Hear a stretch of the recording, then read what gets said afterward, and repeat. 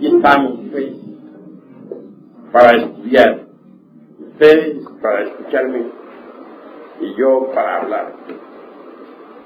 Ciertamente, saber escuchar es algo muy difícil. Más fácil es saber hablar. Cuando se escucha, por lo común interviene un traductor dentro de nosotros, que es el yo, el ego, el mí mismo, el sí mismo. Y todo lo traduce de acuerdo con sus propios conceptos, ideas, opiniones, etcétera, etcétera, etcétera. Así que saber escuchar no es tan fácil. Ante todo, se hace necesario comprender que hay algo en nosotros que está más allá de lo meramente físico. Tenemos un cuerpo de carne y hueso. Eso es obvio. Y cualquiera acepta esa realidad. Pero muy pocos comprenden que tenemos una psicología susceptible de modificación. Hay necesidad de comprenderla si en realidad de verdad deseamos transformarnos. Quienes aceptan que tienen una psicología, de hecho comienzan a autoobservarse. Cuando alguien se autoobserva, es señal de que intenta transformarse. Nosotros necesitamos transformarnos. La vida así como está, en realidad de verdad no es muy atractiva. Nacer, crecer, envejecer y morir se vuelve demasiado aburridor. Trabajar terriblemente para existir y existir en una forma miserable no tiene caso. No solamente existen en forma miserable las gentes que tienen dinero, sino también las gentes que no lo tienen. Hay dos formas de revolcarse entre el lodo. Algunos se revuelcan entre el lodo de la miseria y otros se revuelcan entre el lodo de la riqueza. Todo eso es desolado.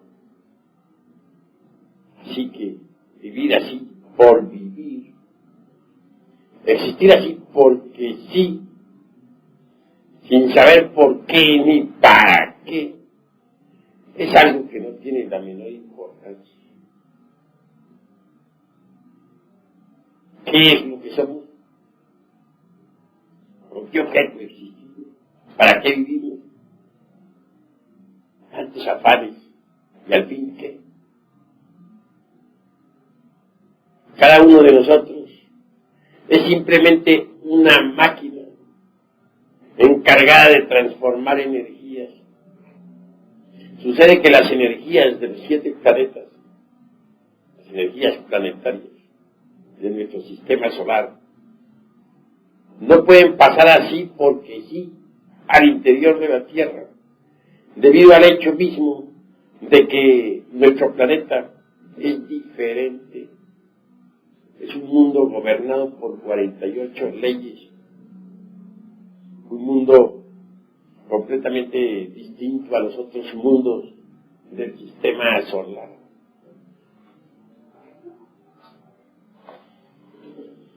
Mirar las cosas desde este punto es claro que necesita ese sistema solar, en general, de canales para que la energía cósmica o universal pueda pasar directamente al interior del organismo planetario. Y no se trata de que pase únicamente, se necesita que se transforme mediante los mismos canales. Son una energía transformada y adaptada pues al organismo del planeta Tierra.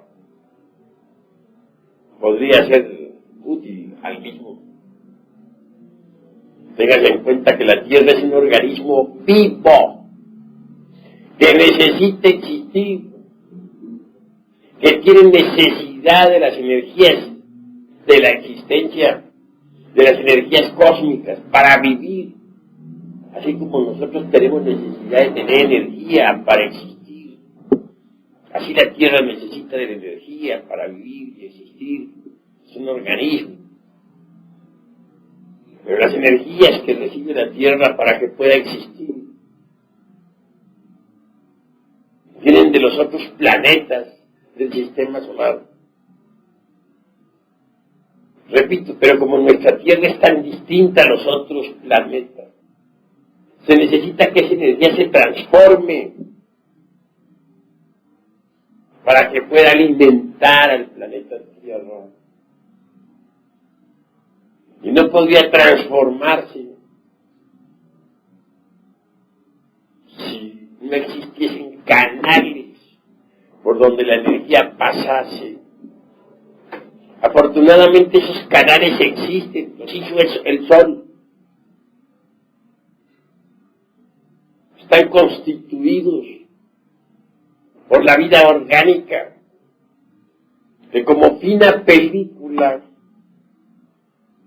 el Logos ha establecido en la costa terrestre. Si fue la delgada película de la vida orgánica, vegetal, animal, humana, es necesaria para que las energías puedan transformarse y pasar al interior de la Tierra. Solo así podría existir la Tierra. De lo contrario, no podría existir como organismo vivo.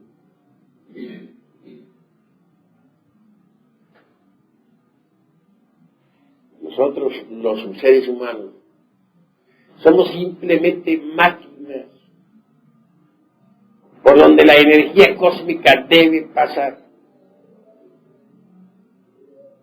Cada uno de nosotros recibe ciertas cargas de electricidad y de magnetismo que luego transforma inconscientemente y retransmite automáticamente al interior mismo de la Tierra. Para eso existimos. Y tantas amarguras para que la Tierra exista. Para que esta mole planetaria gire alrededor del Sol. Y nosotros que nos creemos tan grandes, y realmente no somos más que simples maquinitas transformadoras de energía. Y el motivo de nuestra existencia es ese. Para que este enorme mole planetario exista, debemos continuar nosotros con nuestras viditas infelices vidas ante nosotros. Trabajar para comer, poder vivir. Existir para la economía de la naturaleza. A ella no le importa qué ideas tengamos, qué creencias. A ella lo único que le interesa es recibir el alimento correspondiente. El alimento energético que debe pasar por nuestro cuerpo.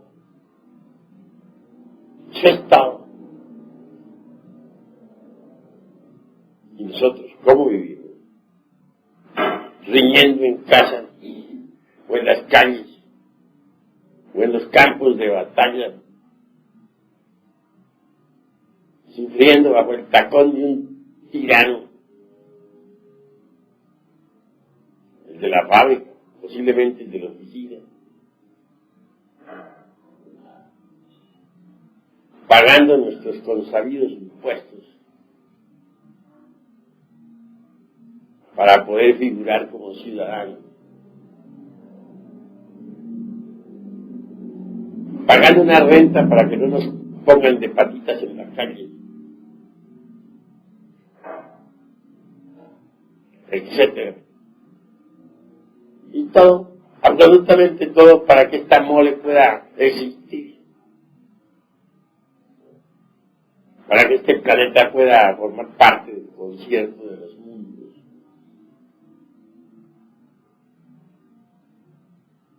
Que pueda palpitar y tener existencia.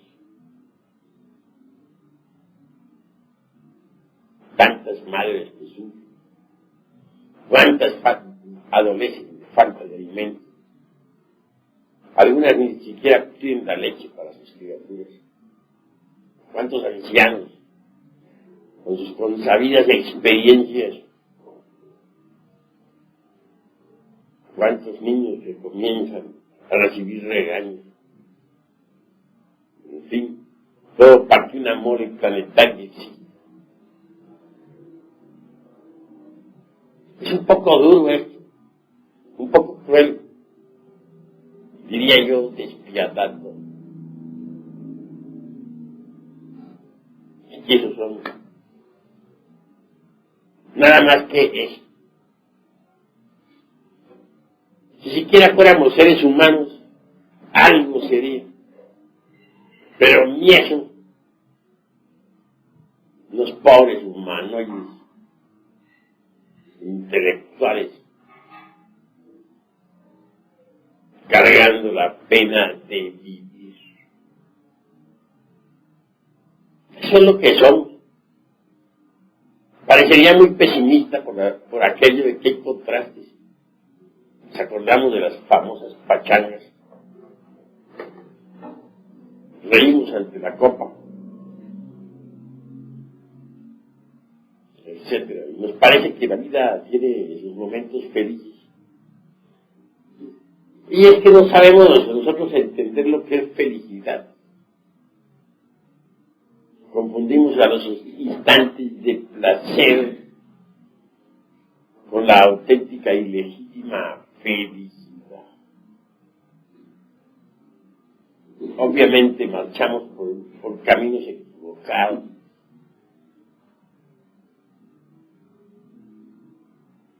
¿Y qué queda después del hastío del placer?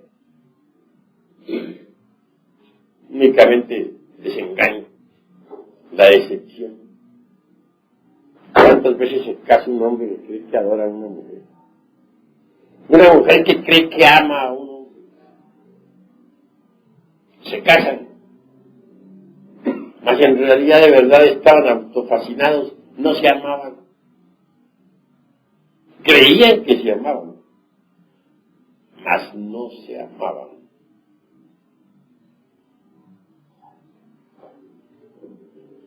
Ellos pensaban que se amaban. Lo que sucede es que se confunde el amor con la pasión. Se satisfecha la pasión meramente animal. Lo único que queda en la pareja que tanto se adoraba es el asco, el hastío, la decepción. Y eso es todo. De ahí para adelante la cosa es rutinaria. Solamente se habla de cuentas de banco.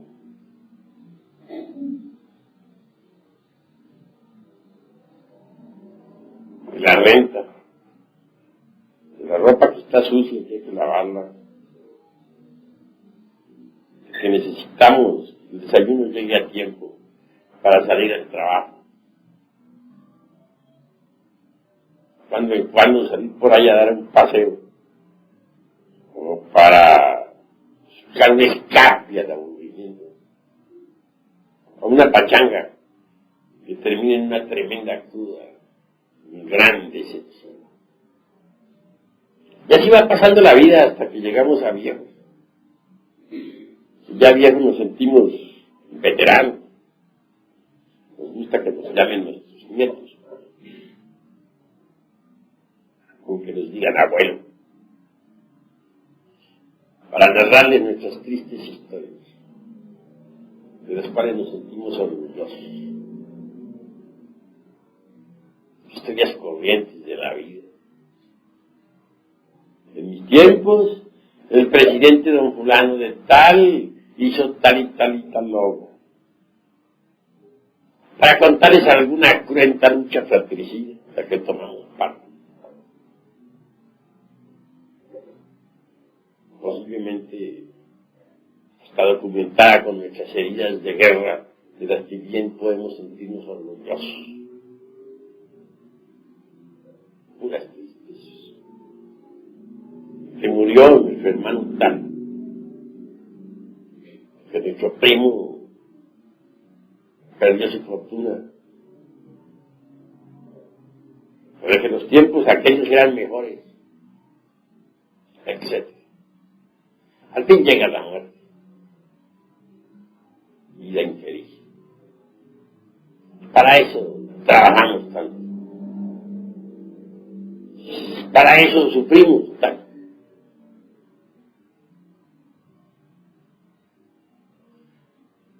Afortunadamente en el Logos hay algo más. El sol es compasivo. Si bien es cierto que nos tiene convertidos en puras maquinitas ahí, sirviendo a su naturaleza, la naturaleza que él creó. No es menos cierto que tiene un interés creado también. Él no va a crear una naturaleza, él no va a crear una vida orgánica en la costra de un mundo que es encargado de dar vueltas alrededor del sol, así porque en ningún caso tendría que crear un planeta que girara alrededor de un centro de gravitación. Nada más así porque sí, como por vacilar o por diversión, sin un propósito definido. No tendría caso haber creado este planeta para nada. Tiene que haberlo creado para algo. Crear para nada sería dijéramos, la tontería de las tonterías. Yo creo que ni ustedes lo harían. Ustedes no se podrían hacer algún aparato ahí. Hasta sufrir por tal aparato, ponerlo en existencia para nada, para luego destruirlo. Yo creo que tiene un objetivo esta creación. Él cobra un precio, sí, y lo exige de verdad, por haber creado la delgada película de existencia orgánica sobre la faz del mundo. Quiere sacar algo de ahí. Tiene un interés.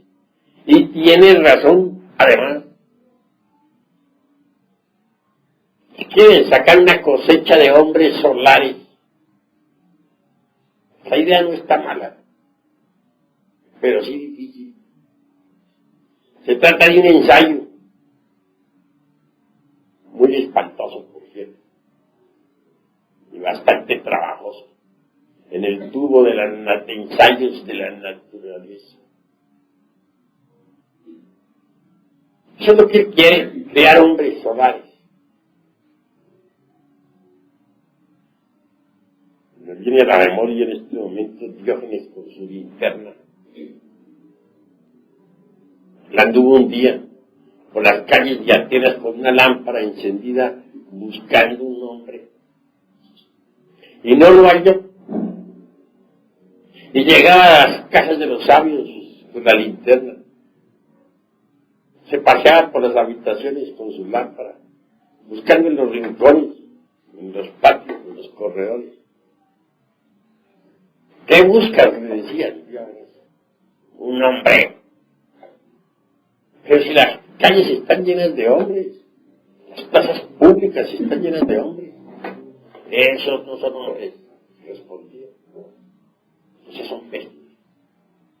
Comen y duermen y viven como los bestias. Y visitó la casa de los científicos y de los artistas, y por donde quiera hacía lo mismo. Es obvio que los enemigos aumentaban a medida que visitaba casas y más casas. Todos se sentían manifiestamente ofendidos con Diógenes. Y tenía razón. No lo halló.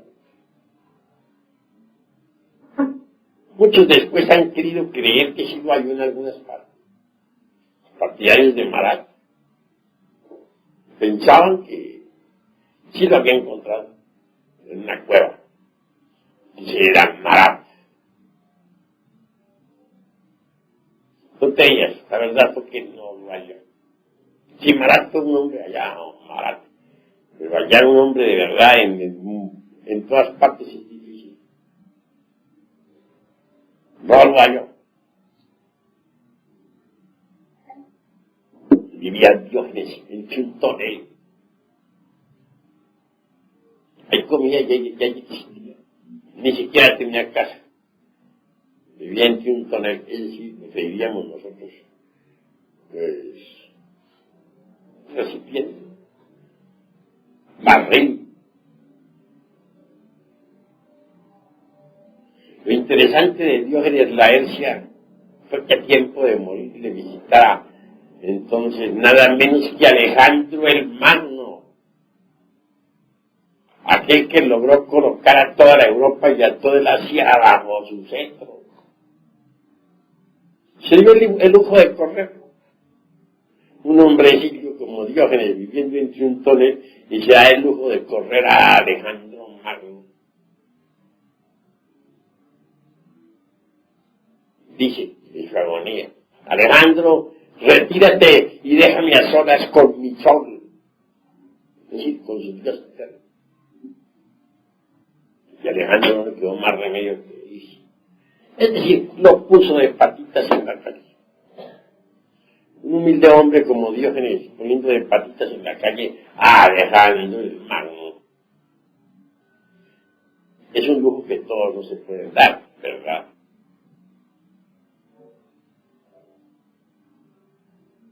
Bien, continuando hacia adelante, llegamos a la conclusión de que hombres auténticos en el sentido de la palabra es muy difícil encontrar, muy trabajoso. Afortunadamente el sol ha depositado pues en las glándulas sexuales los gérmenes para el hombre. Podrían desarrollarse tales gérmenes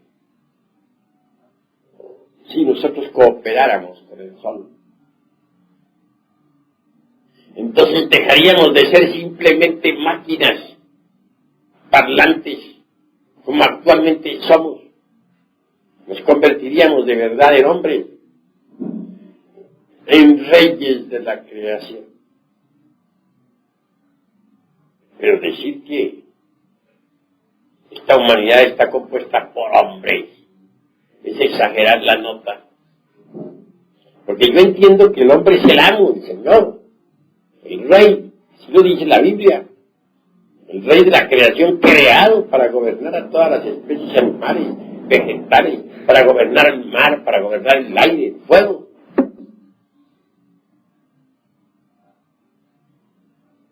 Y si no es rey, no es hombre. ¿Cuál de ustedes puede gobernar los elementos? ¿Cuál de ustedes es capaz de desatar las tempestades? ¿Cuál de ustedes es capaz de destruir un incendio?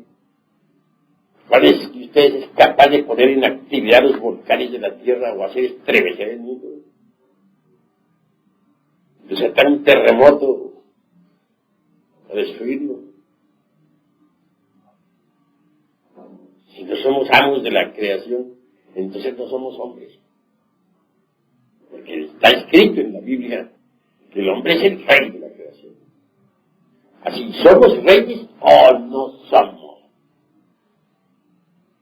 Si somos víctimas de las circunstancias, si un terremoto acaba con 7,000 personas como sucedió ahora en Europa, el 7 del presente mes, ¿en qué quedamos? Víctimas de las circunstancias. ¿Dónde están los hombres? Si pueden aplastarnos los elementos de la misma forma en que nosotros aplastamos con el pie un hormiguero. Entonces está la característica de hombres que decimos que somos. Realmente, por mucho que presumamos de mortales. En el fondo no somos más que simples animales intelectuales condenados a la pena de vivir. Pero hay gérmenes sí en nuestras glándulas, gérmenes que podrían transformarnos en hombres. Esos gérmenes deben desarrollarse en nosotros y pueden desarrollarse si cooperamos con el Sol y sus ideas solares. Para eso Él ha creado esta raza, entre otras cosas. No solamente para que sirva a la economía de la naturaleza, sino con el propósito bien definido de sacar una cosecha de hombres solares. En tiempos de Abraham, el profeta, pudo el sol sacar una cosecha hermosa de hombres solares. Durante los primeros 8 siglos del cristianismo se logró otra pequeña cosecha. En la Edad Media unos pocos. Actualmente se está haciendo el último esfuerzo. De como quiera, de esta humanidad perversa del siglo XX, se ha vuelto enemiga de las ideas solares, terriblemente materialista, mecanicista y lunar en un 100%. El sol hace el último de sus esfuerzos. Trata de sacar ya de perdida una cosecha pequeña de hombres solares. Luego, sacar la cosecha destruirá la raza, porque ya no le sirve para su experimento. ¿De qué sirve esta raza? Ya no tiene caso que exista. Ya no le sirve a sus experimentos. Gentes que ya no tienen ningún interés en las ideas solares, que solamente piensan en las cuentas de banco, en los flamantes automóviles, en las actrices de Hollywood, gentes que solamente quieren satisfacciones pasionales, sexuales, drogas, etc. No sirven ciertamente para los experimentos del sol. Gente así debe ser destruida. Y eso es lo que va a hacer eso, destruir esta gente. Y creará una nueva raza. En continentes nuevos que surgirán del fondo del mar. Los actuales continentes antes de poco estarán en el fondo del océano. Los palacios del gobierno, las casas municipales, las ricas mansiones servirán de guarida a los peces y focas. Es la realidad. Tierras nuevas habrán de surgir del océano, donde incuestionablemente habrá gente nueva, una raza especial, distinta, que pueda servir para el experimento solar. Esa es la realidad de los hechos. Y hablo en tiempos angustiosos, en tiempos en que las gentes ya no creen en el fin del mundo, en tiempos en que las gentes solo dicen comamos y bebamos, porque mañana moriremos.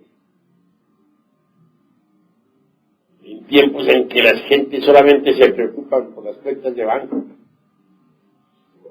por el qué dirán, por el dice que se dice, por la última moda, por la droga, o por la lujuria. Hablo pues esto, con un solo propósito, de invitarles a la reflexión. Es posible desarrollar los gérmenes solares. Sí, ahí están. Para que el hombre nazca en nosotros en la misma forma en que la mariposa nace dentro de la crisálida. Mas ante todo se necesita de la disponibilidad al hombre.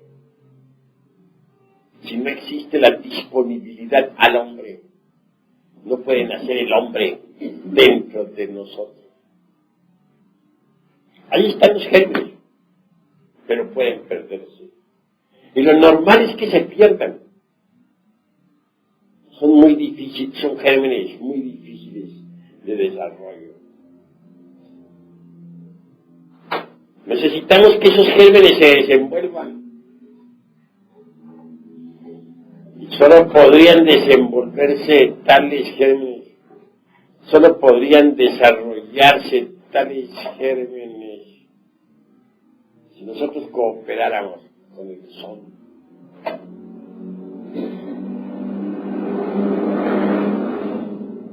En el sexo está el secretum secretorum de la autorrealización íntima del ser. Pero debemos no escandalizarnos ante el secretum secretorum. Cuando se piense en sexo, la gente se acuerda únicamente de sus vicios, de sus lascivias, de sus inmundas fornicaciones, de sus abominables adulterios, flores, asistidos y pistilos. Miremos nosotros cómo se unen los polos positivo y negativo en el cáliz de la flor para que haya creación. Miremos nosotros las especies que viven y alientan bajo los rayos del sol. El cisne, por ejemplo, con su lívido plumaje, nos habla de amor. El cisne se alimenta con amor. Cuando uno de la pareja muere, el otro sucumbe de tristeza. Existe una orden del cisne que existe tanto en Europa como en Estados Unidos. Dicha orden solamente se dedica a estudiar eso que se llama amor.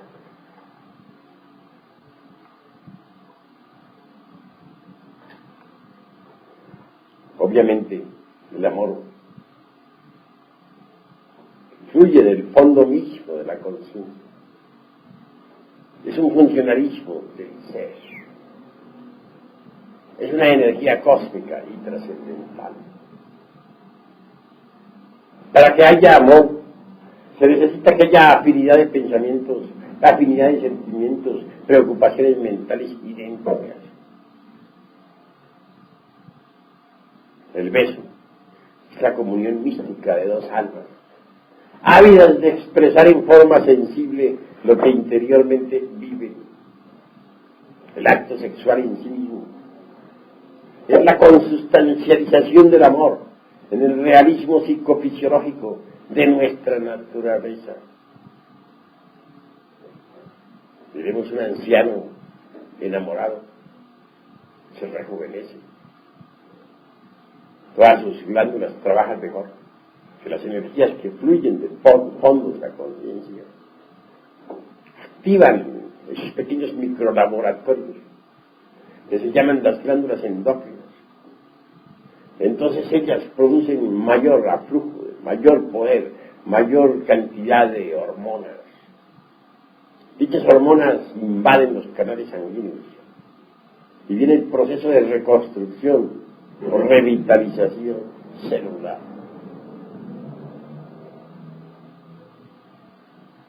Sí vale la pena reflexionar en eso que se llama amor, en eso que se llama sexo, porque sexo y amor están íntimamente relacionados, ya que, repito, el acto sexual es la consustancialización del amor, en el realismo psicofisiológico de nuestra naturaleza.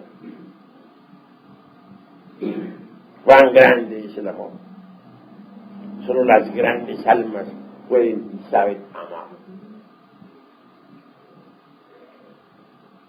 Obviamente no debemos confundir el amor con la pasión, como ya lo he dicho. Gracias, pues, al amor, al sexo, a esa fuerza extraordinaria que fluye en todo lo que es, en todo lo que ha sido, en todo lo que será. Pueden reproducirse las criaturas incesantemente. Pueden existir las flores, los frutos, sobre la faz de la tierra. Pueden multiplicarse todos los seres. Así pues que mirar al sexo con asco, considerarlo tabú o pecado, motivo de vergüenza o disimulo, es una blasfemia. Equivale a escupir francamente en el santuario del tercer logos.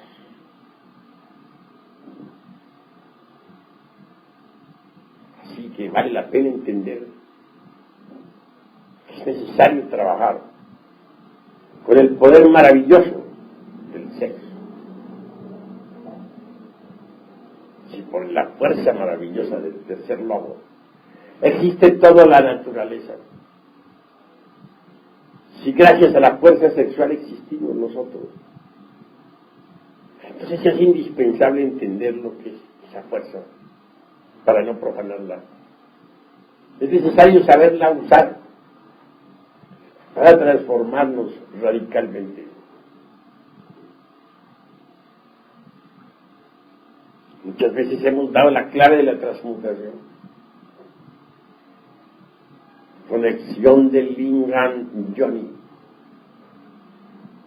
sin eyaculación, del ens seminis, porque dentro del ens seminis está todo el ens virtutis, del fohat. Esa es la clave. Ese es el secretum secretorum de la transmutación. No uso para ello toscas palabras, porque el sexo es sagrado y su clave debe ser expuesta con rectitud. Pero el que entiende, entienda, trabaje, que eso es lo fundamental. Cuando uno transmuta el esperma sagrado en energía, o puede originar el cambio total. Los sabios alquimistas medievales nos hablan del mercurio de la filosofía secreta.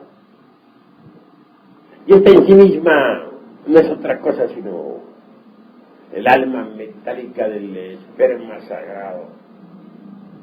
Cuando se transmuta el esperma, el exiohejari, cuando no se comete el crimen de derramar el vaso de Hermes Trismegisto, el 3 veces grande dios Isis de todo. Obviamente se fabrica mercurio, el mercurio de los sabios, que no es otro que la energía creadora que sube al cerebro. Pero ese mercurio tiene que pasar por fases definidas antes de que pueda ser útil. Y eso lo saben los alquimistas. Saber preparar el mercurio es indispensable. En principio las aguas mercuriales son negras como el carbón, putrefactas, inmundas. Muchos alquimistas pierden su tiempo porque jamás blanquean las aguas de la vida. Y no las blanquean sencillamente porque no saben refinar el sacramento de la Iglesia de Roma. Este sacramento hay que entenderlo. Si ustedes leen la palabra Roma a la inversa, ¿qué diría? Amor, ¿verdad? Si ustedes las sílabas las cambian, en lugar de Roma, ponen la frase al revés, dice amor. El sacramento de la Iglesia del Amor está siendo profanado por muchos neófitos. Trabajan toscamente en la forja de los cíclopes, rudamente, brutalmente, pasionalmente, pero no refinan su trabajo. y las aguas permanecen negras. Cuando se comienza a refinar el trabajo, tales aguas se vuelven blancas, inefables. Entonces se le tiene el derecho a usar la túnica blanca de la castidad. Mucho más tarde, cuando las aguas se vuelven amarillas, son ya útiles para que puedan ser fecundadas por el azufre. El azufre es el fuego. El fuego encerrado pues en nuestros órganos creadores. El fuego que al mezclarse con el mercurio, es decir, con la energía sexual, asciende victorioso por el canal medular hasta el cerebro.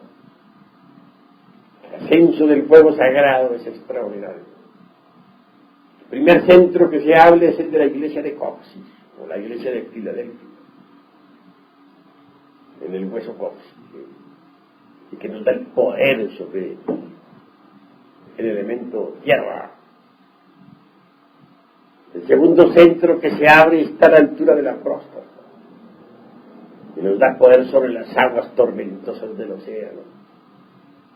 El tercer poder que se abre está a la altura del ombligo, y el poder que se nos confiere sobre el elemento fuego. Podemos entonces poner en actividad los volcanes de la tierra. El cuarto poder que se abre está a la altura del corazón y nos da poder para entrar y salir del cuerpo a voluntad, o para poner el cuerpo en estado de gira. Nos confiere el señorío sobre el elemento aire.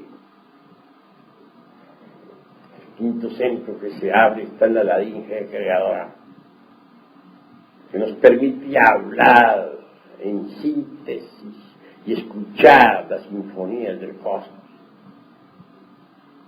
Sexto poder está a la altura del entrecejo y nos confiere la divina clarividencia, facultad que nos permite ver los mundos superiores. Y el séptimo centro que se abre está en la glándula pineal, nos confiere el poder de la polividencia, ver en todas las regiones del espacio infinito. El mercurio mezclado con el azufre abre todo eso. Cuando el mercurio se mezcla con el azufre, es decir, con el fuego, se vuelve rojo, como la púrpura. Desgraciadamente, repito, muchos son los que permanecen estancados, porque no respiran el sacramento de la Iglesia de Roma.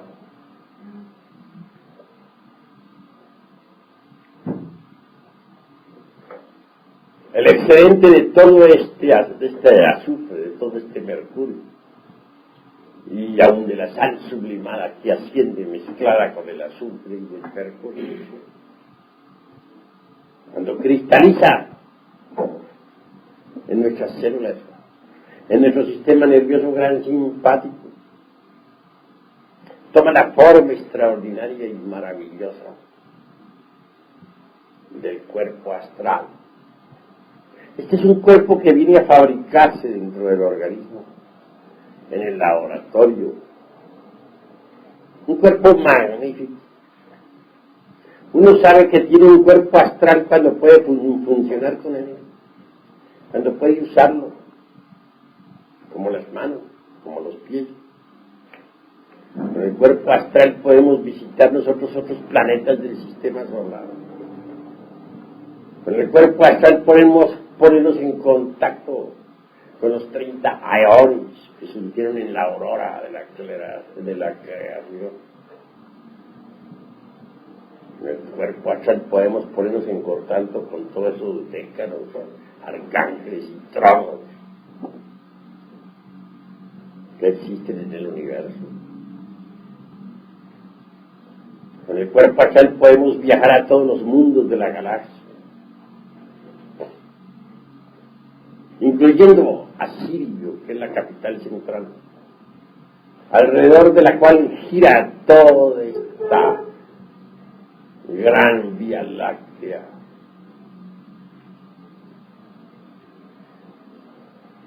Está prohibido, sí, ir más allá del Sol central sirio.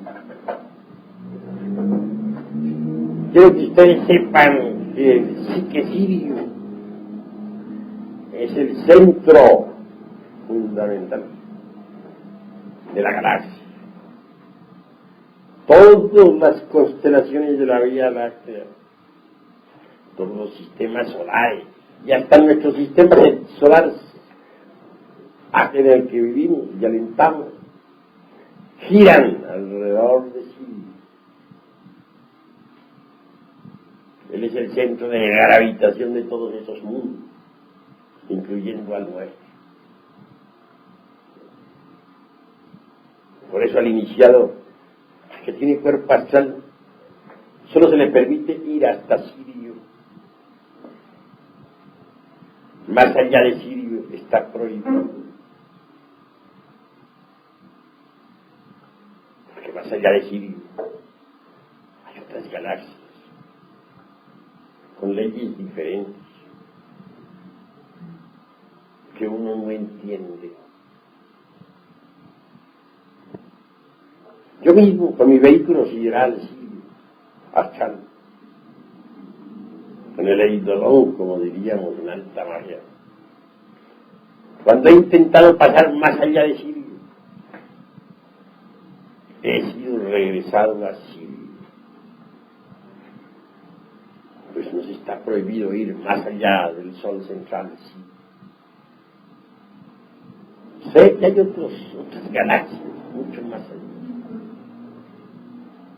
Galaxias cuyas leyes no entendemos. También hay antigalaxias, antimateria, antimundos, antisoles, antiestrellas, antiátomos. Galaxias, por ejemplo, de antimateria, son para nosotros incomprensibles. No sería posible entenderlas. Aún sabios como Einstein resultarían absolutamente ignorantes en materia de física o matemáticas si se les llevara a existir en una galaxia de antimateria donde las cargas eléctricas están a la inversa. ¿Cómo entender nosotros eso?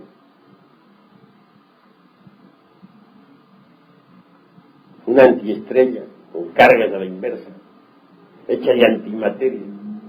No es posible que la entendamos.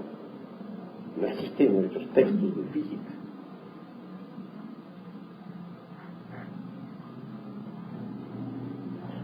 Ahora pensemos lo que significaría pasar más allá de Sirio.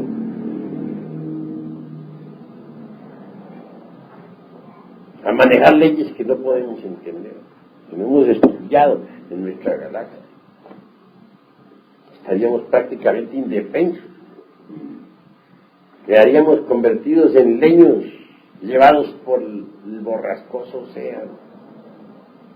Aun poseyendo un cuerpo astral, no seríamos más que míseros leños. Así es el infinito.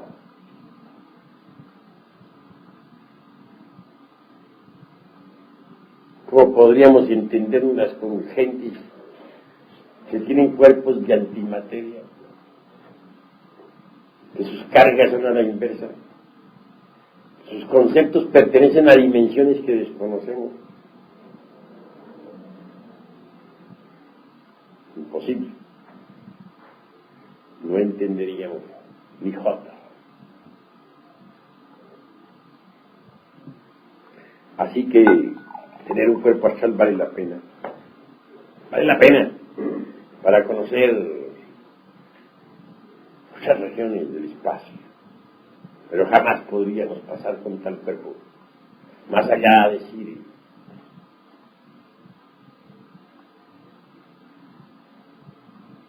Una vez que nos hemos dado el lujo de crear dicho vehículo, se hace indispensable crear también el cuerpo mental. Si es que queremos ser hombres con una mente individual. Porque por hoy no tenemos una mente individual. Tenemos muchas mentes. Si pensamos en que cargamos en nuestro interior al ego, al mí mismo de la psicología experimental, y que éste existe en nosotros de forma pluralizada, indubitablemente cada uno de sus elementos tiene su propia mente. Hay dentro de nosotros, pues, muchas mentes. Cada mente tiene sus ideas, cada mente tiene su criterio. El yo de la ira tiene sus ideas, su criterio, su documentación, se justifica, tiene su lógica para argumentar, o para defender, o para situar. Puede perfectamente defenderse ante un tribunal con una inteligencia sorprendente para decir: yo tenía razón, maté a ese hombre porque había cometido tal y tal delito. El yo de la lujuria también tiene su lógica. Podría presentarse ante el mejor de los tribunales y con textos de fisiología en mano autodefenderse. Podría hacer muchos argumentos. Podría decir que la lujuria es una función natural del ser humano, que todo lo que existe debe desenvolverse sexualmente. Podría decir que él no tenía lujuria, lo que tenía era, pues, que lo que hacía era que se estaba desarrollando dentro de la función erótica, que es natural que existe en nosotros. Podría hacer una exposición de fisiología ante una cátedra. Podría pintar en el pizarrón toda la fisiología de Eros y el funcionalismo de ovarios y testículos y dejar a todos asombrados. Pues que cada uno de los yoes que llevamos dentro tiene su lógica, tiene su mente, tiene sus razonamientos, su mente propia. Lo interesante es que cada mente que cargamos en nuestro interior disputa con cada una, chocan las distintas mentes que cargamos unas con otras. Entonces, ¿qué? Tenemos muchas mentes y eso no lo ignora nadie.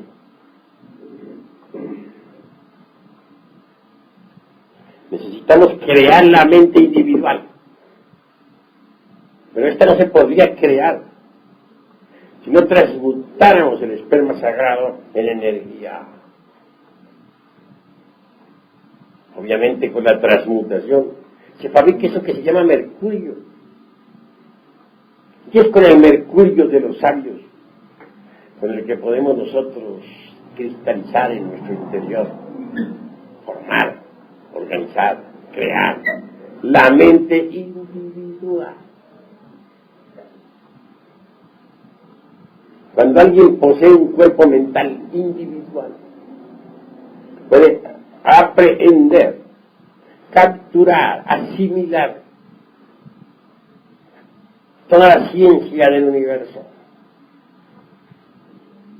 También puede usar el vehículo mental para viajar por el sagrado espacio, de mundo en mundo.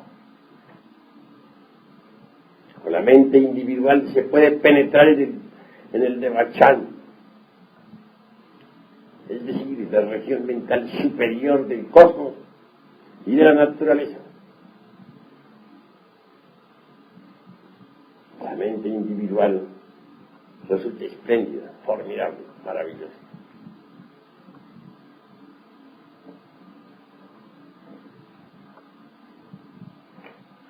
Pero eso no es todo. Las gentes son víctimas de las circunstancias. A las gentes las mueven las circunstancias. Dependen de la ley de los accidentes. Esto lo vemos a diario. Uno no podría verdaderamente aprender a dirigir las circunstancias si antes no ha creado el cuerpo de la voluntad consciente. Cuando uno fabrica tal cuerpo, obviamente ya no es esclavo de las circunstancias. Puede dirigirlas intencionalmente. Se convierte en amo, en señor. Y ese cuerpo solamente se fabrica con el mercurio de los sabios. Es la resultante de la transformación o transmutación de la energía creadora. Ya con los cuerpos astral, mental, causal, y teniendo un físico espléndido, nos damos el lujo de recibir nuestros principios anímicos y espirituales, y nos convertimos en hombres de verdad, en hombres reales. El cuerpo causal es el último de los vehículos que hay que crear. Podría decirles a ustedes que el hombre causal es el hombre verdadero. En el mundo de las causas naturales encontramos al verdadero hombre, el hombre causal. Da gusto ver en la región de las causas naturales al hombre causal. Aquí los vemos trabajando por la humanidad. Los hombres causales son verdaderos bodhisattvas, en el sentido trascendental de la palabra. Bodhisattvas que trabajan bajo la dirección del Padre, está en secreto. Cada uno obedece a su Padre, porque hay tantos padres en el cielo cuantos hombres en la tierra. Cada uno de nosotros tiene su Padre, que está en secreto. El hombre causal se desenvuelve bajo la dirección del Padre y vive en el mundo de las causas naturales. Es el verdadero hombre. Al hombre lo causal, al hombre real, al hombre en el sentido más grande de la palabra, lo encontramos en el mundo de las causas naturales. Es esa región donde se escuchan las sinfonías del cosmos. Es esa región donde escucha uno las melodías de la vida universal. Es en esa región donde venimos a hallar el karma. Porque en esa región trabajan los señores de la ley.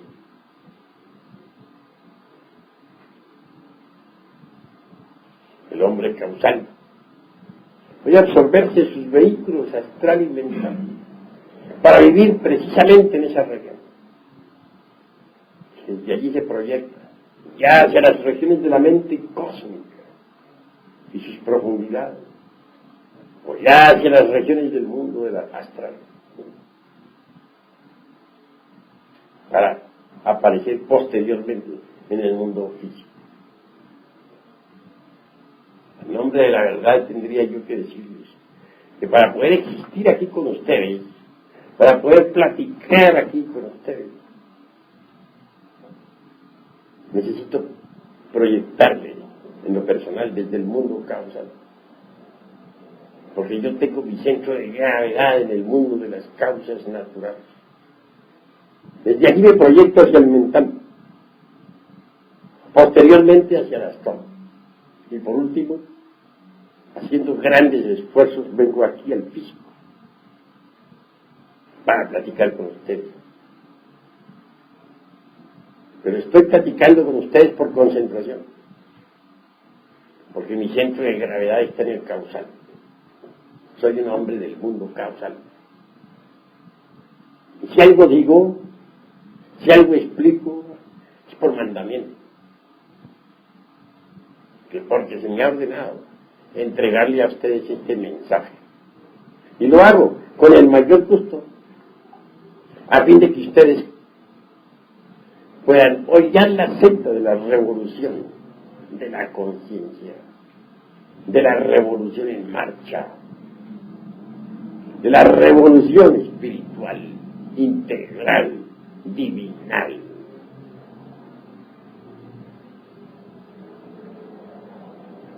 Quiero pues que entiendan que el hombre es lo que cuenta, y que el sol tiene interés en crear hombres.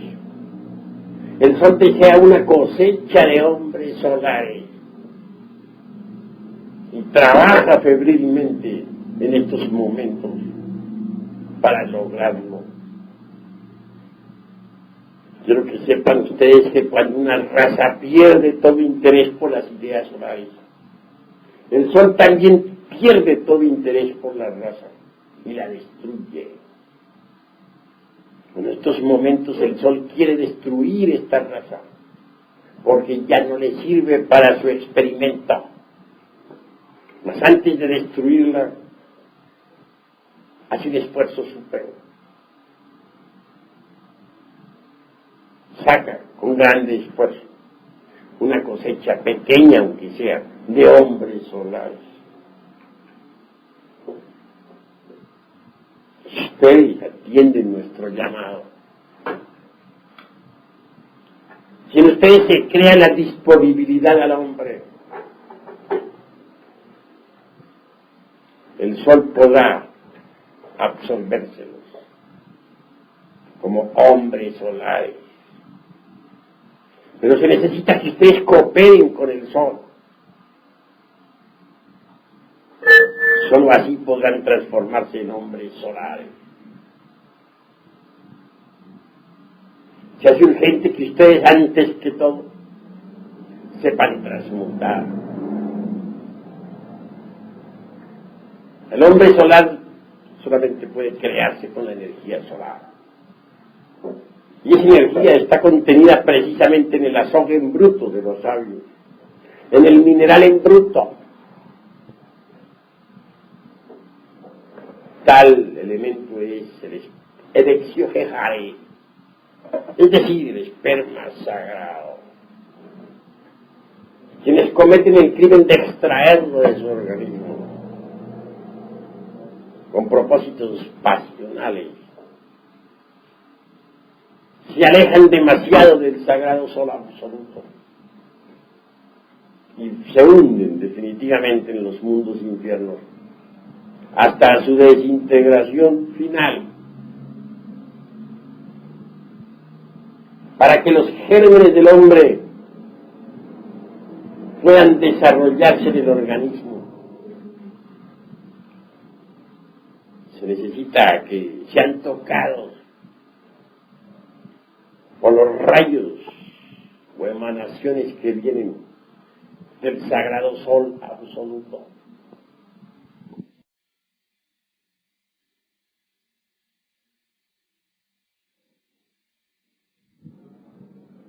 Sin tales emanaciones los gérmenes permanecen infecundos y degeneran e involucionan espantosamente hasta la muerte segunda.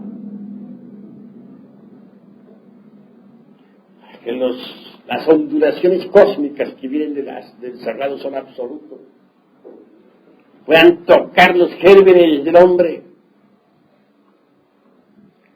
se necesita que no nos alejemos del sagrado sol. No se aleja demasiado de ese astro cuando fornica y adultera. Así que debemos entender que ni a los fornicarios ni a los adúlteros nos toca el sagrado sol absoluto. Por eso fracasan. No puede sacar el sol cosecha de los fornicarios, ni tampoco de los adúlteros. Para que el sol saque alguna cosecha, se necesita que nosotros marchemos de acuerdo con la ley. ¿Qué se entiende por fornicario? El que derrama el vaso de Hermes Trismegisto.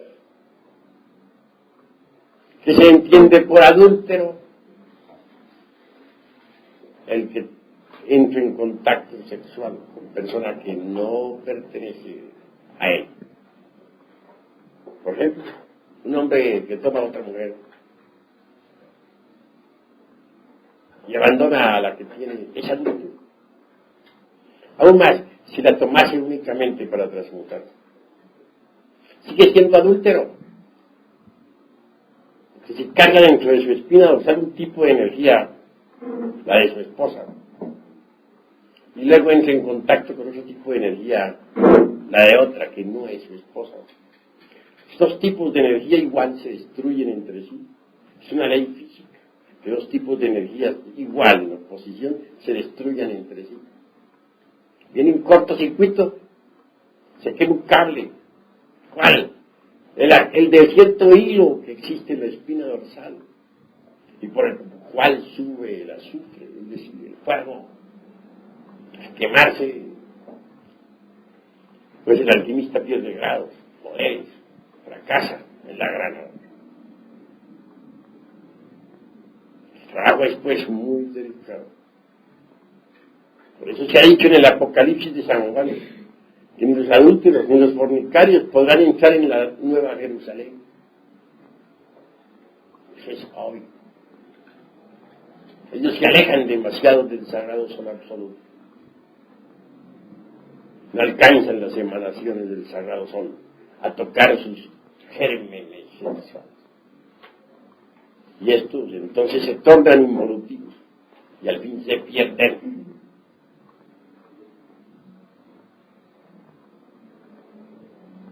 Quien quiera cooperar con el sagrado sol absoluto debe poseer aún facultades extraordinarias. No debe haber perdido la capacidad de asombro, ni tampoco debe haber perdido la capacidad del remordimiento. Que no es capaz ya de asombrarse por nada, jamás tampoco puede acercarse a lo nuevo. El que no es capaz de sentir remordimiento por sus malas acciones, incuestionablemente marcha por el camino del fracaso. Hay gentes que ya no sienten remordimiento por nada. ¿Pero qué es el remordimiento? Cuando cuando las partes superiores del ser se enfrentan ante el sagrado sol absoluto, ven la realidad. Y si sus partes inferiores marchan por el camino equivocado, entonces surge en el ser el remordimiento. Este remordimiento del ser es transmitido a la personalidad. Pero cuando ya alguien no puede sentir remordimiento por nada, es señal de que se alejó definitivamente del ser. Porque solo el ser puede sentir remordimiento. Y si ya no es capaz de sentir remordimiento, está muy lejos del ser, de su propio ser y de las distintas partes del ser. Porque el ser tiene distintas partes autónomas y autoconscientes. Podría esperarse de alguien que ya no siente el remordimiento. Sea alguien seguro candidato para el abismo y la muerte segunda. Si hay alguien que todavía tenga remordimientos, sea capaz de sentir remordimiento por las malas acciones cometidas, si alguien es digno para nosotros de admiración. Yo francamente admiro al que todavía siente remordimiento. Conozco a algunos que todavía son capaces de llorar por las malas acciones cometidas en vidas anteriores. Obviamente cuando yo escucho a gente así, no puedo menos que sentir cierto consuelo en el corazón. Sé que esas gentes pueden autorrealizarse. Cuando encuentro a alguien que no siente remordimiento por nada, ni por ninguna mala acción cometida, el dolor invade mi corazón. Porque sé que ese alguien es un caso absolutamente perdido.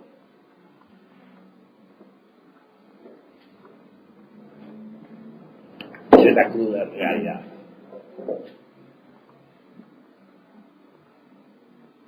Todavía me viene a la memoria una escena cuando yo era un adolescente. En aquella época pude encontrarme con un gran intelectual. Indubitablemente aquel amaba el vino. Y entre concepto y concepto no dejé de acompañarlo en algunas copas.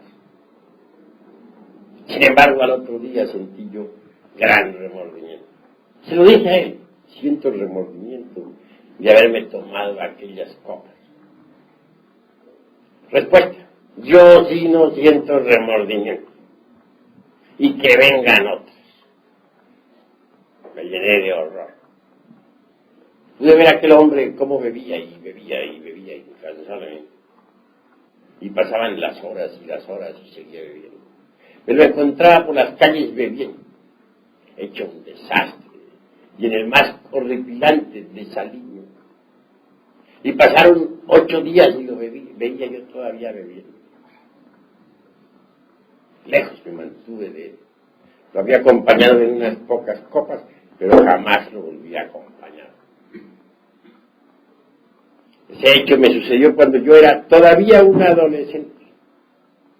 Entonces sentí el remordimiento por unas pocas copas que hube de tomar. Pero aquel, obviamente, tiene que haber muerto hace mucho tiempo. Es posible que ahora involucione entre las entrañas de la tierra bebiendo todavía. Jamás le llegó el remordimiento. Quien no siente el remordimiento es un caso absolutamente perdido. Fracasa inevitablemente. Así, mis queridos amigos, damos final a esta plática, pero también damos oportunidad de concluir nuestra reunión contestando preguntas. Todos aquí tienen libertad para preguntar lo que quieran preguntar en relación con el tema expuesto, sin salirse del tema, por motivos de orden. Si alguien tiene que preguntar, pregunte. El que quiera decir algo, dígalo. El que no esté de acuerdo, exponga por qué no está de acuerdo. Libertad de palabra. Yo no soy un dictador de los conceptos. He venido a compartir con ustedes ideas. Creo que entre todos, trabajando, podremos descubrir muchas cosas útiles. Así que hay libertad para decir lo que se quiera decir y para refutar lo que se quiera refutar.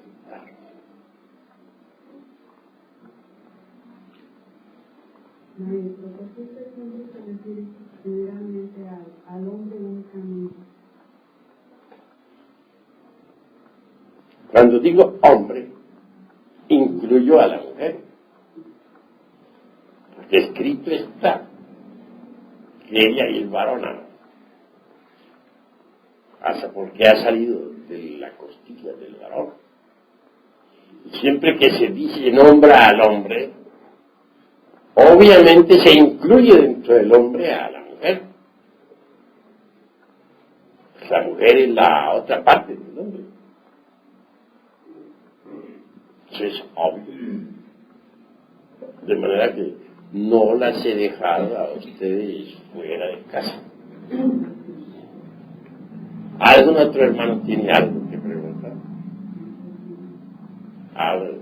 En un viaje astral, por ejemplo, se puede viajar a varios planetas, ¿no? Se podría viajar a un cuerpo humano. Con un cuerpo astral se puede viajar a cualquier mundo del espacio infinito, pero está prohibido por los cosmocratores al animal intelectual equivocadamente llamado hombre salirse de su mundo con el cuerpo físico. lógica.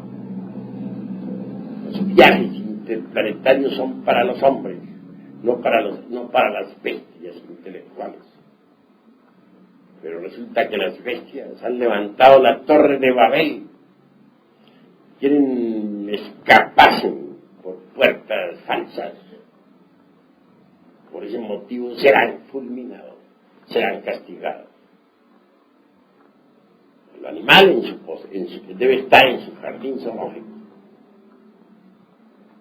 El jardín zoológico del animal intelectual es el planeta Tierra. Ahí vive y ahí debe existir. Intentar escaparse de ahí es un crimen que la ley castiga. Quienes actualmente están inventando cohetes para viajar a Marte están completamente equivocados.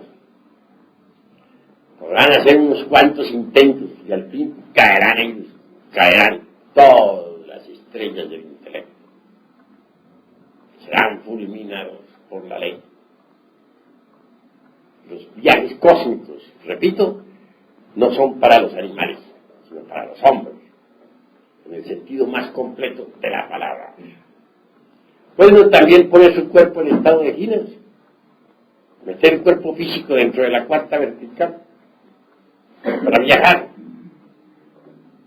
pero jamás debe intentar llevarse su cuerpo a otros mundos, porque esa es una falta de respeto a la divinidad. Eso es todo. ¿Alguna otra pregunta? El hombre real, el hombre rey, el que hace mención en la Biblia, lograba esto, estos viajes, tenía estos conocimientos. La Biblia no es del pasado, es del presente. Y el Génesis tampoco es del pasado únicamente, corresponde al presente. Actualmente necesitamos nosotros vivir el Génesis en la alquimia, separar las aguas inferiores de las superiores. Y las superiores deben pasar por muchas transformaciones antes de que sean útiles. Y las inferiores deben volverse cristalinas. Es una maravilla. Todo el trabajo tiene 7 periodos, tal como está en el Génesis. En el último de los periodos aparece el hombre verdadero. Génesis es un libro de alquimia para alquimistas y solamente se entiende en el laboratorio de la alquimia. De manera que mediante la alquimia se pueden crear hombres verdaderos que sean capaces de viajar de esfera en esfera, de mundo en mundo. Todo. ¿Alguno otro? A ver. ¿Le podría llamar a hombres reales, por ejemplo, hombres verdaderos, por ejemplo, a Noé, Moisés, de Charles de... Sí, en cuanto al patriarca Noé, pues él es el mismo Manu Vaipasvata, el gran hombre solar que condujo al pueblo atlante hasta la meseta central de Asia, llamada Tíbet, el que sacó a los hombres de la faz resplandeciente, de la faz amarilla, del continente sumergido, antes de que éste se hundiese entre las embravecidas olas del océano. Moisés y todos esos otros patriarcas que cita la Biblia son hombres en el sentido más completo de la palabra, hombres solares. ¿Alguna otra pregunta? Más quería decirle sobre una especie de declaración. Dice Lobsang Rampa que durante los sueños viajamos en el mundo astral, pero inconscientemente. Yo lo que quiero hacer una diferenciación. Cuando uno está durmiendo, si es un sueño, David, ahorita en un plano activo, pero cuando uno está en el lecho es pasivo, quisiera saber si el cuerpo físico se queda soñando y aparte en el astral, el cuerpo, unido, como dice, por el cordón de plano. Claro está que el cuerpo físico durante el sueño reposa en su lecho. Lo que se escapa del cuerpo físico es el ego, normalmente, ya que las gentes todavía no poseen un cuerpo astral. El ego viaja entonces por distintos lugares de la tierra, vive distintas escenas, dramas, comedias, tragedias. que transmite por el cordón de plata hasta el cerebro. La transmisión se hace inconsciente. El cerebro en este caso parece una pantalla de televisión. Así funciona, así se desenvuelve. Y repite exactamente lo que el ego transmite. En la televisión vemos nosotros lo siguiente. Es transmitidas las imágenes desde la central. Son transmitidas a través del espacio. Las ondas, imágenes llegan pues a los aparatos televisores. Y estos repiten exactamente lo que se ha transmitido desde el centro de televisión. En forma similar diríamos que el cerebro es la pantalla de televisión, que recibe las imágenes exactamente, tal como son transmitidas por el ego, tal como él las vive. La verdad que el cerebro no hace sino reflejar lo que es una pantalla de televisión. Una pantalla que repite exactamente, que recibe con exactitud matemática las ondas que le llegan del ego. No importa dónde esté el ego, así podría estar en Marte o en Júpiter. La transmisión televisora se realiza. Y el cerebro como aparato de televisión, como pantalla recibe. Sí, pues. La gente no ha fabricado cuerpo astral. Lo que tienen las gentes es el ego. Lo que posee es el ego. Y dentro del ego está embotellada la esencia, la conciencia. Así las gentes viven fuera del cuerpo físico inconscientemente. Andan como sonámbulos. No saben que están en el mundo astral.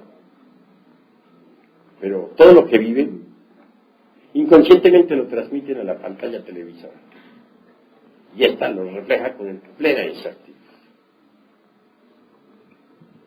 Tal pantalla es el cerebro. A ver.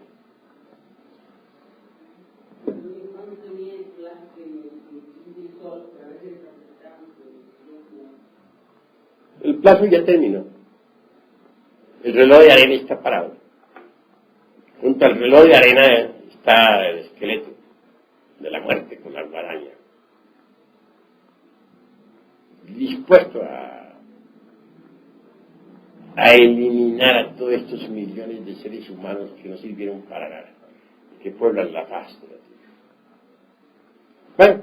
Bueno, no exageremos la nota diciendo que no sirvieron para nada.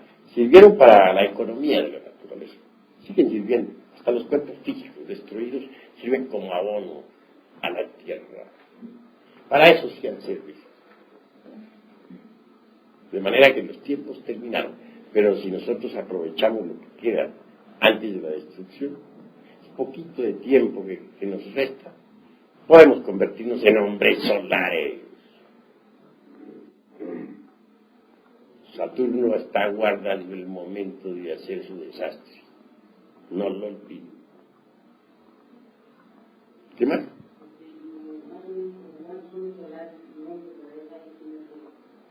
Pues un puñadito. Yo no me he puesto a contarlos. Yo sé que hay un pequeño puñado y eso es todo. Hay que aumentar la cantidad, eso sí. Ya que el Sol se ha preocupado por trabajar, que ha creado la vida orgánica sobre la superficie del mundo, bien merece su cosecha.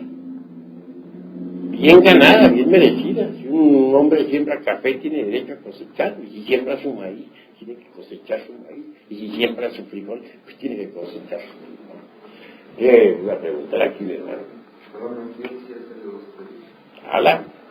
Son ideas que tengo, pero no sé si hay errores en ellos. Por eso se les digo, pero te las corrijo. Bueno. Una, como estudiante de medicina, me interesa el hombre, o hay dos cosas: me interesa el animal intelectual, que es el que somos, y me interesa el hombre también, que es el que se habla. Me he fijado que se ven el organismo desde el punto de vista intelectual, pero aún en ese punto de vista se encuentran, se componen el organismo, que muchas veces su función no está perfectamente bien definida, pero de proyectarse fuera de ese cuerpo, como es el caso de la telepatía.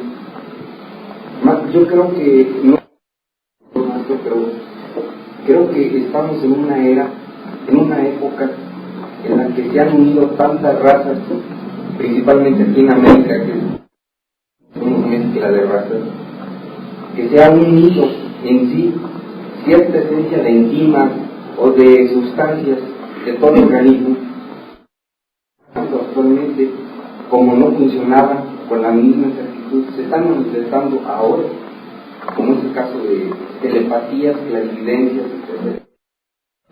Creo yo que es una etapa en la cual la cuestión del ser, o sea, lo oculto, empieza a dejar de ser oculto para como ser, en su oculto y en su físico.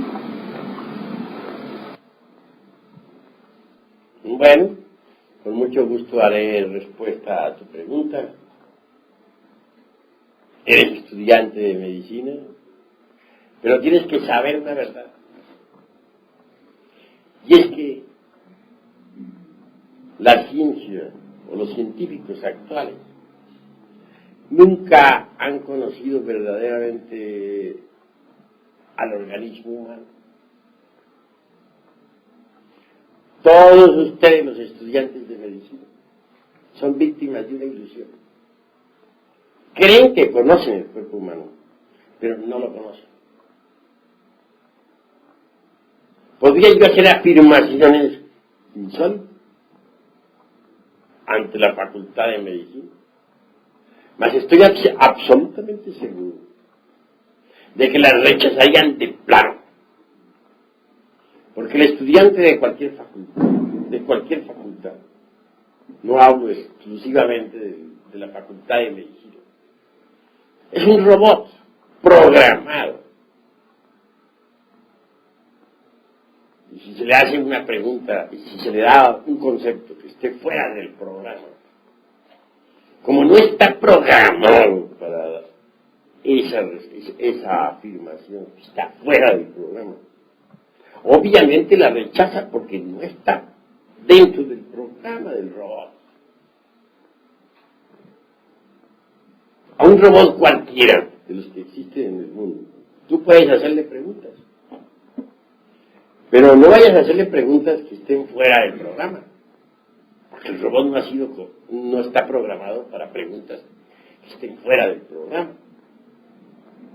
Lo mismo sucede con la Facultad de Medicina.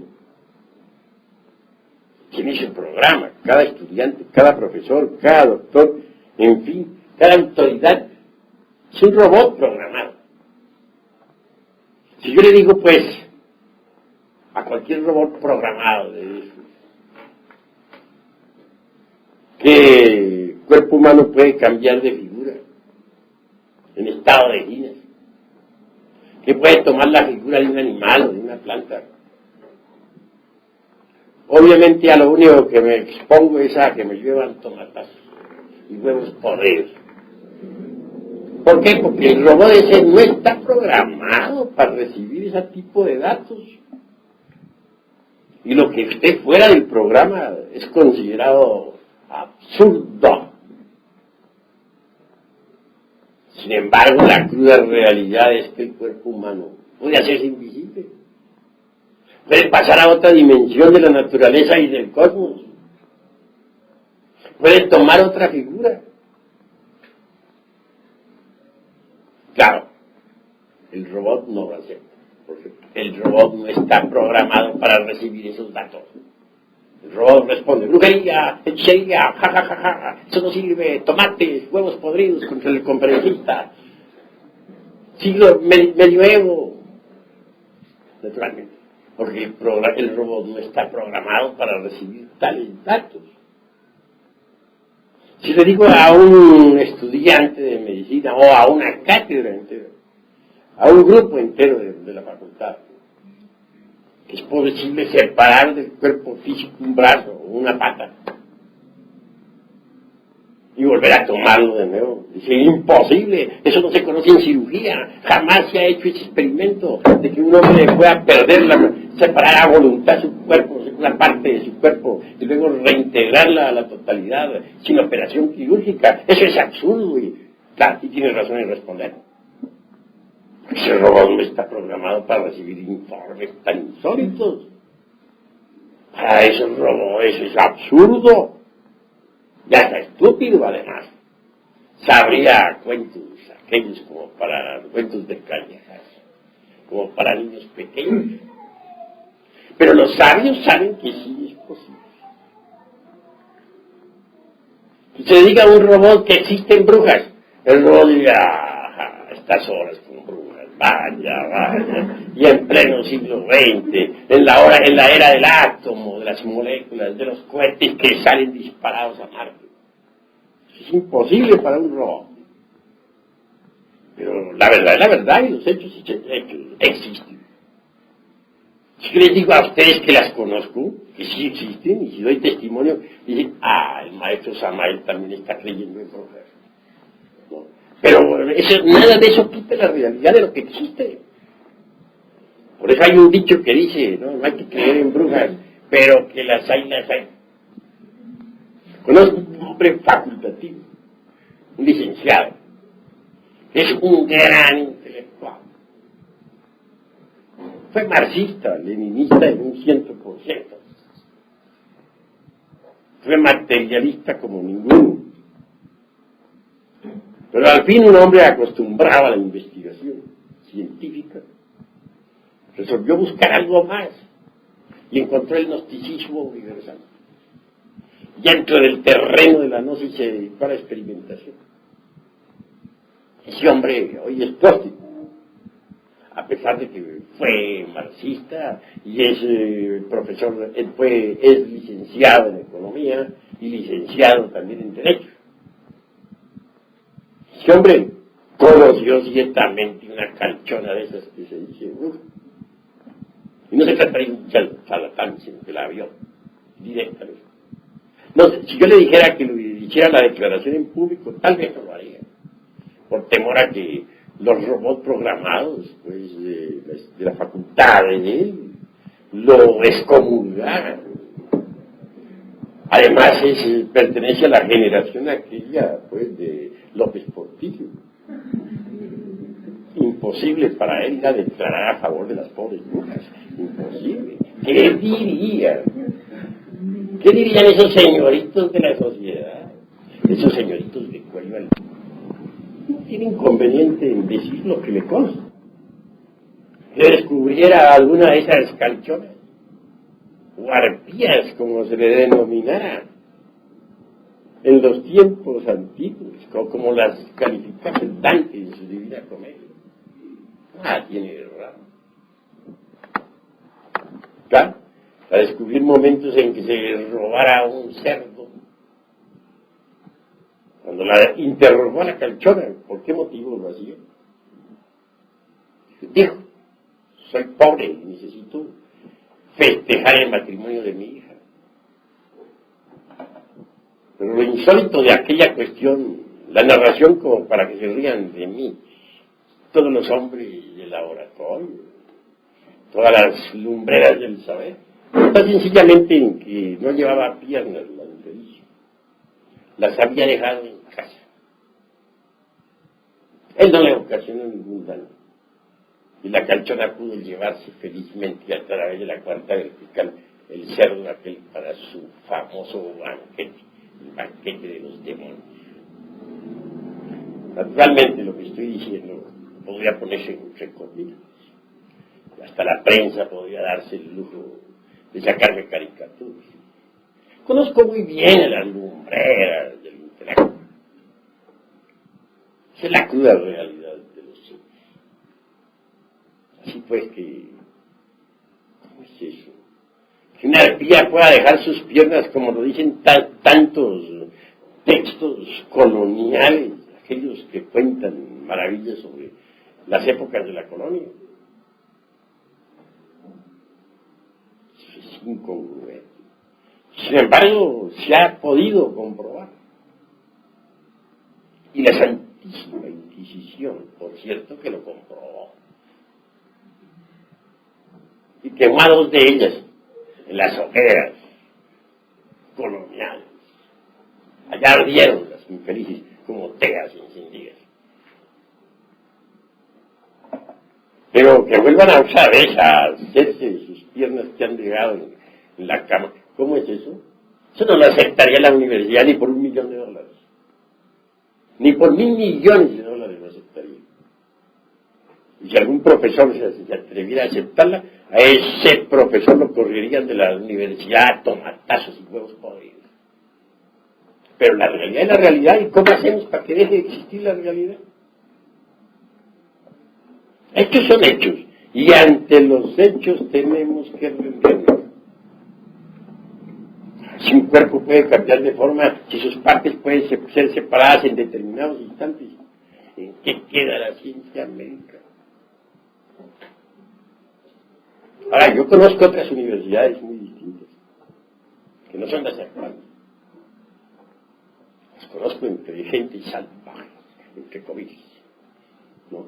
Pero esas gentes tienen otros conceptos sobre la anatomía. Y estudian más. Duran hasta 13 años estudiando. Universidades muy serias, pero ridículas para el siglo XX. Y sin embargo, en esas universidades, el concepto sobre anatomía cambia fundamentalmente. Y realizan aquellos médicos curaciones que asombran. Conozco ese tipo de universidades. De manera que universidades no son únicamente las que tenemos nosotros. Hay otras universidades en el mundo que conocen la medicina en forma diferente. Una realidad de los hechos es que hay dos tipos de ciencia. Los bribones del intelecto y la ciencia pura. La ciencia pura es para los sabios. La del intelecto está formada con todo ese poder de teorías modernas que abunda tanto por aquí, por allá y acullá. Teorías que pasan de moda como las modas de las mujeres. Hoy una teoría, mañana ya cambió, ya pasó de moda esa teoría, ya viene otra. ¿Y al fin qué? Tenemos que llegar a la conclusión de que mientras uno no se conozca a sí mismo, tampoco puede conocer el universo. Nada.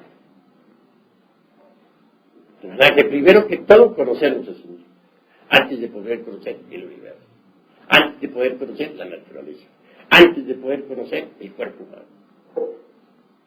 En cuanto a poderes, es demasiado lo que ha degenerado la humanidad.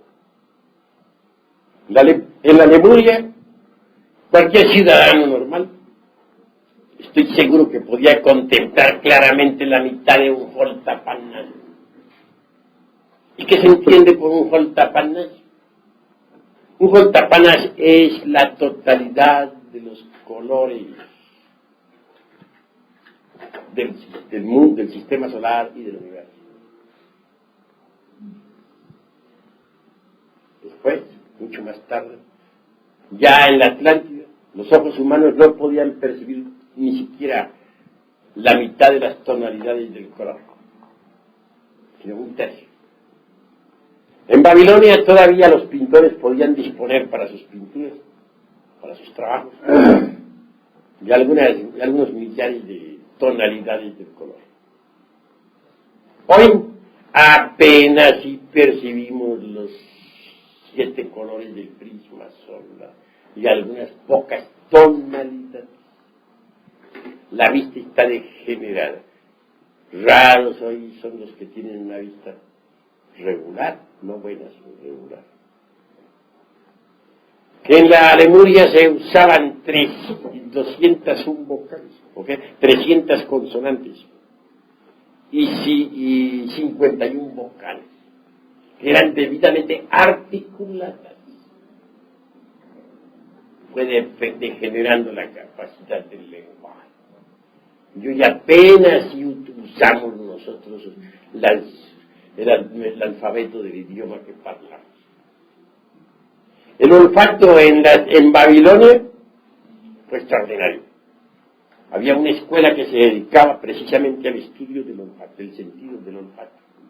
Claro, fue cancelada, sellada, porque aquellas gentes tenían un olor, una capacidad olfativa tan extraordinaria que podían mediante el olfato descubrir los turbios negocios del gobierno, incluyendo las mordidas, entre paréntesis. Total, el rey la canceló. Así pues, venimos en procesos de degeneración. Los hombres de la Lemuria podían hablar en el orto purísimo de la divina lengua que como un río de oro corre bajo la selva espesa del sol. Entonces, con ese lenguaje se podía hablar a los elementales del fuego, de los aires, de las aguas, de la tierra, y los lemures tenían poder sobre los elementos. ¿Hoy qué? En nuestra torre de Babel solamente hablamos en lenguas que ya no tienen ese poder. Hemos involucionado, los poderes que otrora tenía la humanidad se perdieron. Actualmente se suceden a nuestro alrededor miles de fenómenos físicos, ya no hablo psíquicos, sino físicos, y que la humanidad no es capaz de percibir. Con la conciencia dormida, el humanoide solamente percibe 1/millonésima parte de todos los fenómenos que se suceden a su alrededor.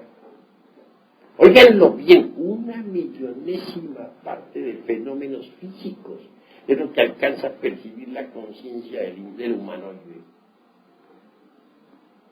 Hay multitud de fenómenos físicos que a nuestro alrededor suceden y que no son percibidos ni por los mejores científicos de las facultades.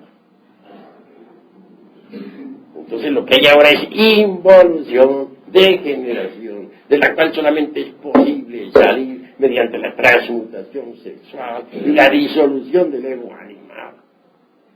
Esa es mi respuesta. A ver, ¿no?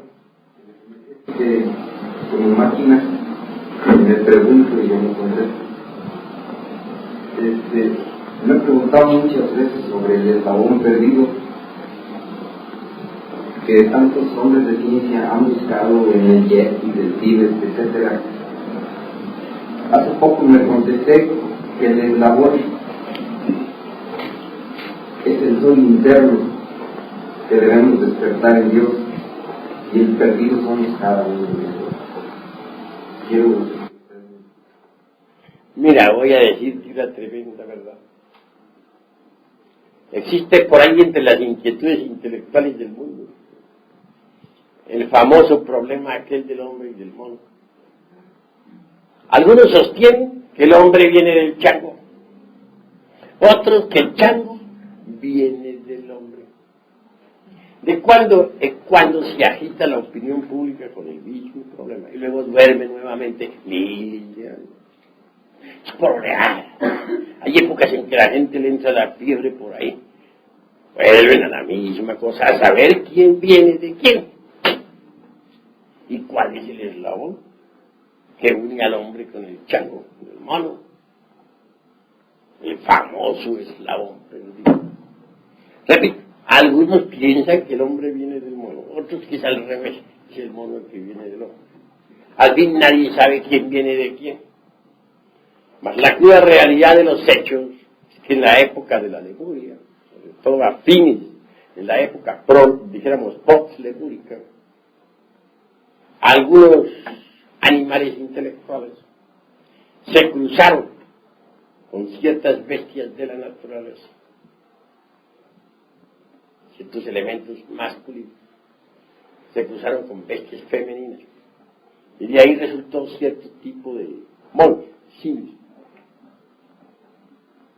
Después, cuando la Atlántida se sumergió entre el fondo del océano, quedaron aisladas en algunas regiones de la Tierra ciertas mujeres, que a su vez también se cruzaron con bestias masculinas. Y ya desde ahí resultó otro tipo de changos, de monos, simios, orangutanes, etc. De manera que la cruda realidad es que esa clase de simios, los monos, los changos, los orangutanes, los gorilas, vienen de la raza humana. Si pudieran hablar en nuestro lenguaje y hacer un mitote, todos esos changos que están encerrados en Chapultepec, en México, podrían bien decir: nosotros somos los hijos de ustedes, nosotros los representamos a ustedes, nosotros somos el resultado de sus barbaridades, nosotros somos el resultado de sus bestialidades, nosotros los acusamos a ustedes porque ustedes nos dieron la vida. Perversos, vagabundos. Pero los pobrecillos no pueden decir eso y tienen que permanecer encerrados en sus jaulas, sirviendo ahí de crudo testimonio sangrón para todos los pobres animales intelectuales. De verdad que buscan el eslabón que une al hombre con el chango. Pues esa clase de bestias que sirvieron de eslabón, tanto al final de Lemuria como de Atlántida, ya desaparecieron del escenario de la naturaleza. Que no los busquen más. Mejor es que se encarguen de eliminar de su interior lo que hay de bestialidad. He dicho. A ver, hermano.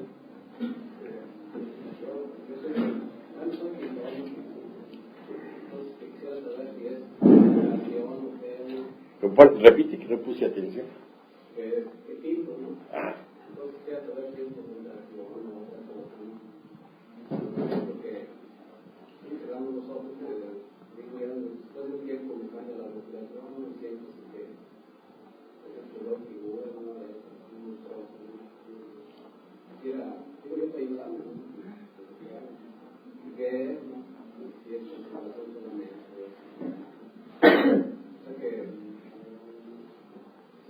Bueno, sí, comprendo. Probablemente el translúcido trabaja.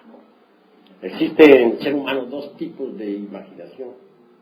La una la podríamos llamar nosotros la imaginación intencional, y esta es el translúcido.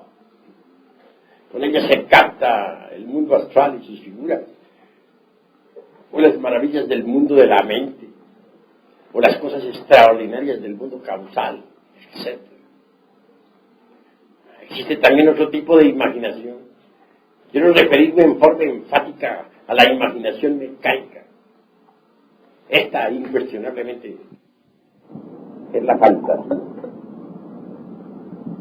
Está formada con los desechos de la memoria. Es incoherente, insípida, insustancial, inodora, no sirve. El pintor es el artista que se educa espiritualmente, funciona naturalmente. La mente, digamos, la imaginación creada, es translúcido, que puede percibir lo real en los mundos superiores y para plasmarlo después con su mano artística en el lienzo. Así pues, estás usando el translúcido y eso es encomiable y maravilloso. Eso es todo.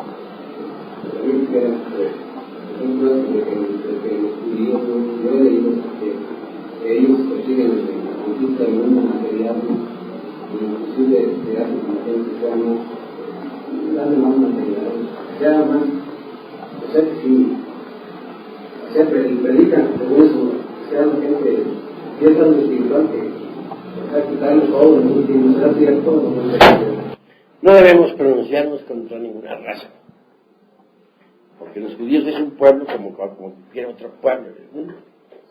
Y en un pueblo hay de toda clase de gentes. Las hay buenas, las hay malas, las hay creadoras, las hay destructoras, lo hay de todo.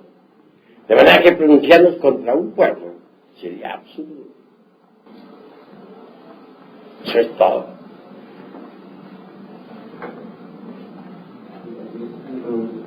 Por ejemplo, a veces uno ve unas imágenes que cree haberlas vivido antes y piensa si es un sueño o una reencarnación. Pues eso depende. Cada caso es muy particular, cada caso es muy individual. Cada imagen hay que examinarla. No se puede contestar eso de forma generalizada. Muchas veces en sueños podemos nosotros vivir escenas que pertenecen a vidas anteriores. En esos sueños muchas veces podemos vivir ciertos dramas, comedias y tragedias que no coinciden con la época actual. Obviamente, tales sucesos pertenecen a vidas anteriores, a vidas pasadas. Eso es todo. ¿Esas vidas pasadas las ha vivido uno o son imágenes nada más? Cuando digo vidas pasadas me refiero a las vidas anteriores que todo ser humano tiene. ¿Alguna otra pregunta de los hermanos? A ver, habla.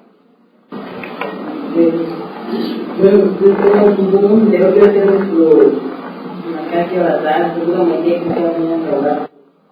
¿Cómo dices? Barájamela más despacio. ¿Cómo se usted? Yo venía, que iba a hacer mi calle basada, y tengo seguramente que se venía a salvar.